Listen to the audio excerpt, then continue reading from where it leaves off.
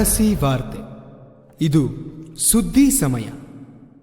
ಆತ್ಮೀಯ ವೀಕ್ಷಕರೇ, ಹಾಸನ ಜಿಲ್ಲೆ ಅರಸೀಕೆರೆ ನಗರದ ರೈಲು ನಿಲ್ದಾಣದ ಚಾವಣಿ ಸಂಪೂರ್ಣ ಹಾಳಾಗಿದ್ದು, ಇಂದು ನಗರದಲ್ಲಿ ಸುರಿದ ಧಾರಾಕಾರ ಮಳೆಯ ನೀರು ಚಾವಣಿಯ ಮೂಲಕ ಹೊರಬಂದು ನಿಲ್ಲಲು ಮತ್ತು ಕೂರಲು ನೆಲೆಯಿಲ್ಲದಂತಹ ಪ್ರಯಾಣಿಕರು ಪರದಾಡುವ ಸ್ಥಿತಿ ನಿರ್ಮಾಣವಾಗಿತ್ತು.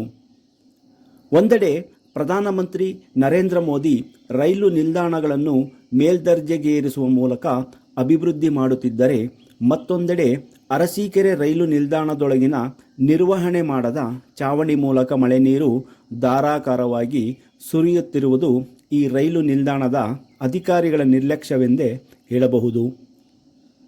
ಕೂಡಲೇ ಅಧಿಕಾರಿಗಳು ಎಚ್ಚೆತ್ತು ಅರಸೀಕೆರೆ ರೈಲು ನಿಲ್ದಾಣದ ಪ್ಲಾಟ್ಫಾರಂ ಚಾವಣಿಗಳನ್ನು ದುರಸ್ತಿ ಮಾಡಿಸುವುದರ ಮೂಲಕ ಪ್ರಯಾಣಿಕರ ರಕ್ಷಣೆ ಮಾಡಬೇಕೆಂದು ಅರಸಿ ವಾರ್ತೆಯ ಕಳಕಳಿಯ ಮನವಿ.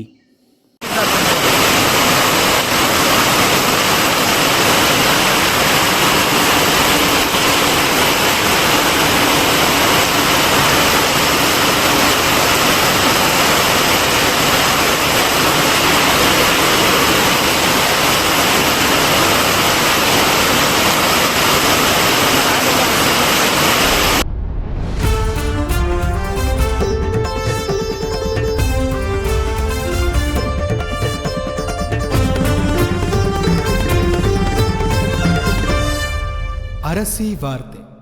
ಇದು ಸುದ್ದಿ